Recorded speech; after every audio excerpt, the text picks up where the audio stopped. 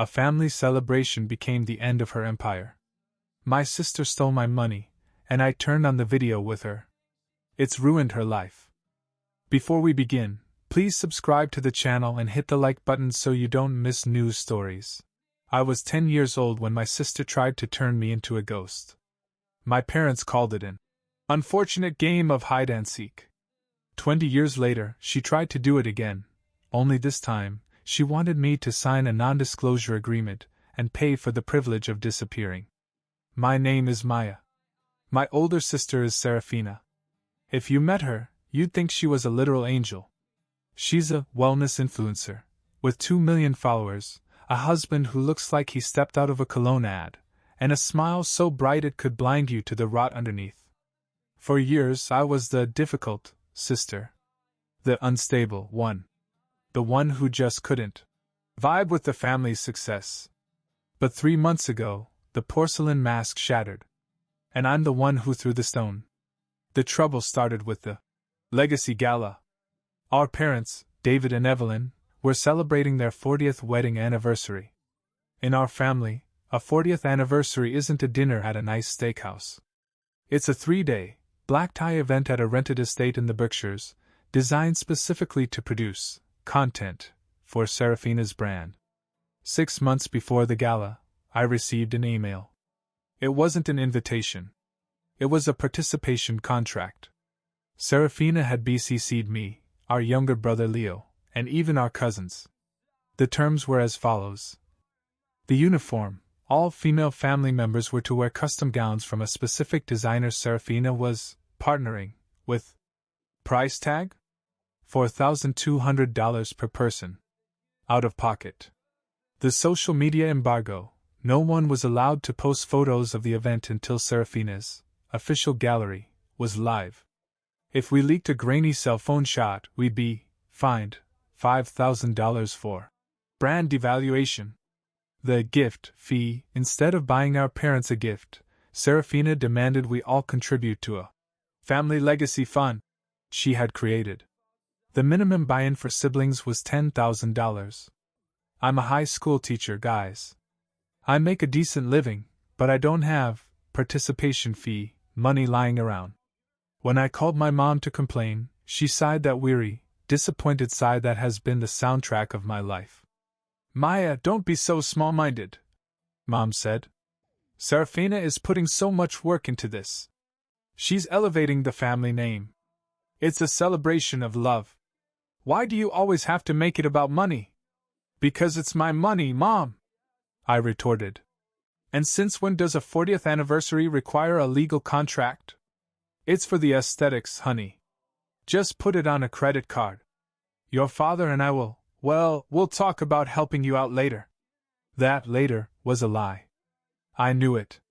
But the gaslighting was so thick in my house growing up that I actually felt guilty for saying no. I felt like the bad daughter, for not wanting to go into 5-figure debt for a weekend of forced smiles. But then, I saw the spreadsheet. Serafina is a genius at many things, but she's sloppy with technology. She accidentally gave me, editor, access to the Google Drive folder for the gala. I started clicking through the files, expecting to see catering menus. Instead, I found a folder labeled Asset Redistribution.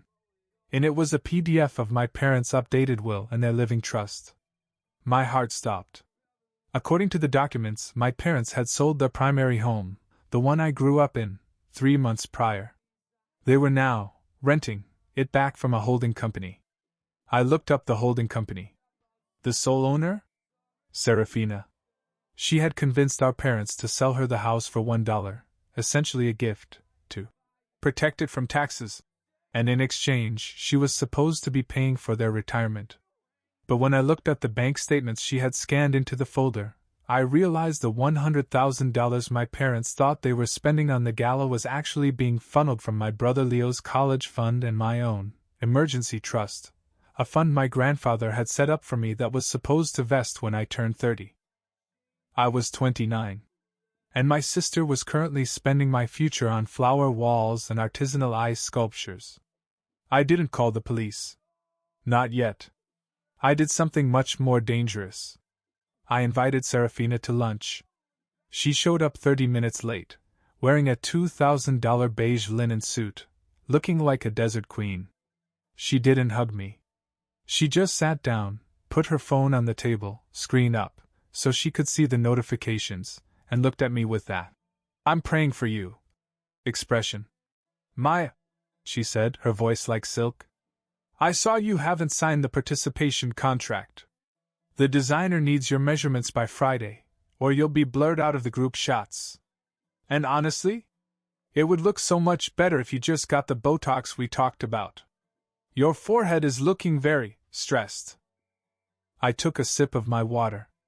I felt a strange, cold calm. "I'm not signing it, Serafina. And I'm not paying the $10,000. Serafina laughed. It was a light, tinkling sound. "Oh, Maya. Always the rebel. You know, Mom and Dad are so worried about your mental health. If you skip this, it might be the last straw for Dad. He's talking about removing you from the family business." "What family business?" I asked. "The one you just stole?" The smile didn't leave her face, but her eyes turned into chips of blue ice. "I don't know what you're talking about." "Asset redistribution folder," I whispered. "I saw the holding company, Fina.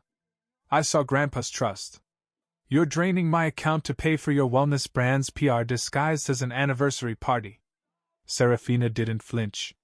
She leaned in, her voice dropping to a hiss. "That money was sitting there doing nothing. I'm investing it. When the gala goes viral, the brand value triples. You'll get your money back, eventually. Unless, of course, you decide to be a difficult child again. Do you remember what happened last time you tried to tell on me?" My breath hitched. My mind flashed back to the hide-and-seek game when I was 10. We had been in the basement. Serafina had told me the best spot was inside the old cedar chest. She told me to get in, and she'd count to 100. As soon as I climbed in, she slammed the lid and locked it with the external latch. I was in total darkness for 4 hours. I screamed until my throat bled. When my parents finally found me, Serafina was crying, sobbing, telling them that I had locked myself in as a prank and she had been looking for me outside in the woods, terrified. My parents spent the next year taking me to doctors because they thought I was self-harming for attention. They believed her. They always believed her. "I remember," I said, my voice trembling. "Good," Serafina said, picking up her phone. "Sign the contract by Friday. Or I'll tell Mom that you've started using again. I've already planted a few pill bottles in your old bedroom at the house. Don't test me, Maya. I'm the golden child. You're just the dirt she grew out of." She stood up, blew me a kiss, and walked out. I sat there for an hour. And then I called my brother Leo. Leo is the quiet one, a tech genius who mostly hides in his room. I told him everything. "Leo," I said, "she took your tuition. She's spending your junior year on a caviar bar." There was a long silence on the other end. Then I heard the sound of a keyboard clacking. "Maya," Leo said, his voice flat. "Do you still have access to that drive?" "Yes." "Keep it open. I'm going to mirror it. And then I'm going to show you what she's been doing with the Family Legacy Fund registry." It turned out the $150 admission fee for guests wasn't going to a fund at all. It was going directly into a crypto wallet owned by Serafina's husband. We had 2 weeks until the gala. 2 weeks to decide if we were going to play our parts in the script, or if we were going to burn the theater down. For the next 10 days, I became the perfect actress. I signed the participation contract, though I used a slightly altered signature, a small rebellion for my own sanity. I even went to the dress fitting. The designer Serafina had partnered with was a terrified 22-year-old who clearly wasn't being paid. The dress was beautiful, but it felt like a shroud. It was a pale, sickly cream color, Serafina called it. Angelic pearl. To me, it looked like the color of a dead man's skin. While Serafina was busy barking orders at florists and checking her engagement metrics, Leo and I were working in the shadows. Leo didn't just mirror her Google Drive, He went deeper. He accessed the security system of our parents' house, the house Serafina now technically owned. Maya, Leo called me on a burner phone he'd insisted we use. You need to see this. I'm sending you a clip from the hallway camera, dated 2 nights ago. I opened the file. The grainy infrared footage showed Serafina entering my old bedroom at 3 a.m. She wasn't just planting pill bottles. She was holding a small, silver object. She tucked it behind a loose floorboard near my closet. What is that? I whispered. It's an old digital recorder, Leo said. She's been recording our parents' private conversations for months. She's looking for leverage, Maya. She doesn't just want the house, she wants to make sure they never turn on her. She's been coaching them on what to say to the lawyers if anyone asks about the asset redistribution. My stomach turned. She wasn't just a narcissist, she was a predator. Do you have the presentation ready? I asked. I have everything, Leo replied, his voice colder than I'd ever heard it. I have the crypto wallet logs, the recordings of her threatening the caterers, and the proof that she forged Dad's signature on the house deed transfer. But Maya, if we do this, there's no coming back. Mom and Dad will be humiliated. The family name she loves so much will be radioactive. The family name is already a lie, Leo. It's time we tell the truth. The estate in the Berkshires was a nightmare of luxury. White roses were everywhere, thousands of them, their scent so heavy it felt like it was stealing the oxygen from the room. 200 guests arrived, mostly friends of Serafina, investors, fellow influencers, and people who looked like they hadn't eaten a solid meal since 2019. Our parents looked fragile. My father, David, was in a tuxedo that seemed too big for him. My mother, Evelyn, had so much makeup on she looked like a wax figure. They were being paraded around like trophies. Look at them, Serafina whispered, appearing at my side. She looked breathtaking in a gown of shimmering gold. She was the sun, and we were all supposed to be her grateful planets. The picture of 40 years of bliss. Isn't it wonderful, Maya? And look at you, you actually look halfway decent. See what happens when you follow the script. I didn't answer. I just looked at the large projection screen behind the family legacy stage. Tonight is going to be unforgettable, Fina, I said. The dinner was a blur of kale foam and $500 bottle champagne. Finally, it was time for the tribute. Serafina took the stage, the spotlight catching the gold threads in her hair. She began a speech about authenticity and the sacred bond of blood. Family is the soil in which we grow, she cooed into the microphone. My parents gave me everything. They taught me that love is a legacy. And tonight, we have a special surprise. A video journey of 40 years of the Thompson family. She nodded to the tech booth. That was Leo's cue. The lights dimmed. The room went silent. But instead of a slideshow of my parents' wedding photos, the screen flickered to a stark, white background with black text. The cost of a legacy, a financial audit. A murmur rippled through the crowd. Serafina's smile flickered. Leo? Wrong file, honey, she said, her voice tight. The screen changed. It was a screenshot of the crypto wallet. Admission fees collected, $30,000. Balance remaining $0. Destination, Serafina Thompson Wellness LLC. The murmur turned into a roar of whispers. Then came the audio. It was Serafina's voice, clear and cold, from the recording Leo had intercepted. I don't care if the house is their only asset. They're old, Fina. They're declining. If we don't move the deed now, the state will take it for medical bills anyway. Just tell Dad it's a tax shield. He's too far gone to check the math. My father stood up, his face turning a terrifying shade of gray. My mother buried her face in her hands. Serafina was frozen. She looked like a statue. But the screen wasn't done. The final image appeared. It was a photo of the old cedar chest in the basement. Below it was a medical report from 20 years ago, my psychological evaluation, after the hide-and-seek incident. And next to it, a new document, a transcript of a conversation Serafina had with her PR manager 3 weeks ago. Maya is the weak link. If she talks about the chest incident, we just frame it as her early onset bipolar disorder. I've already got the proof in her room. One call to the Board of Education and she loses her teaching license. She'll stay quiet.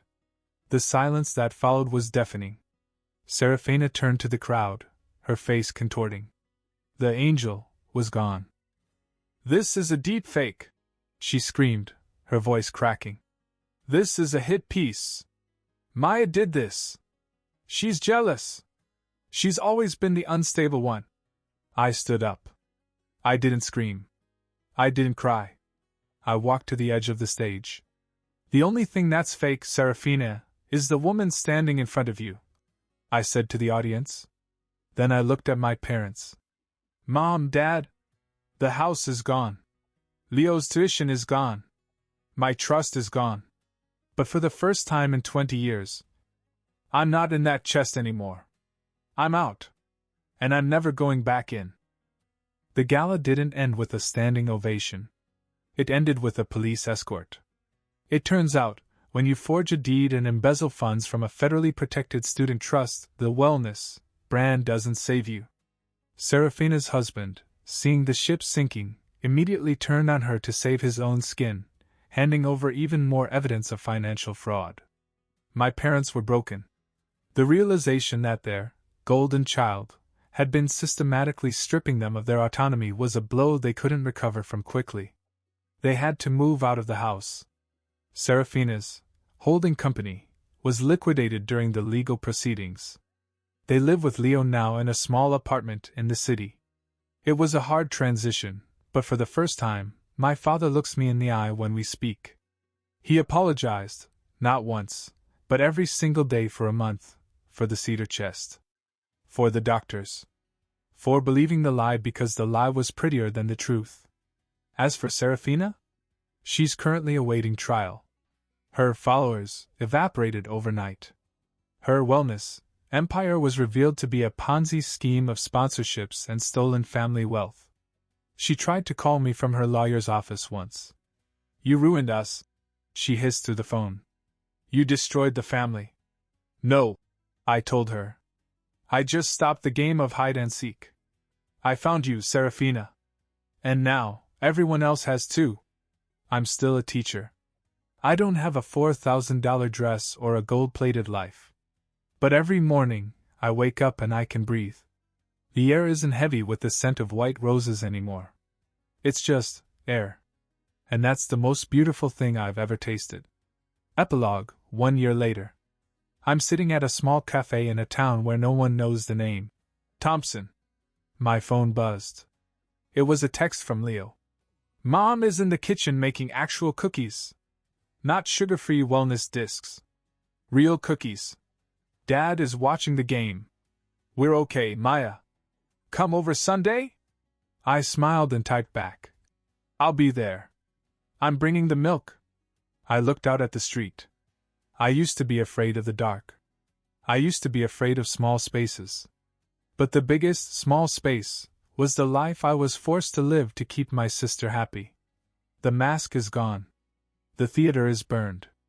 And for the first time in my life, I'm not hiding. I'm right here. Thanks for watching this video. Don't forget to subscribe to the channel and hit the like button so you don't miss out on new interesting stories.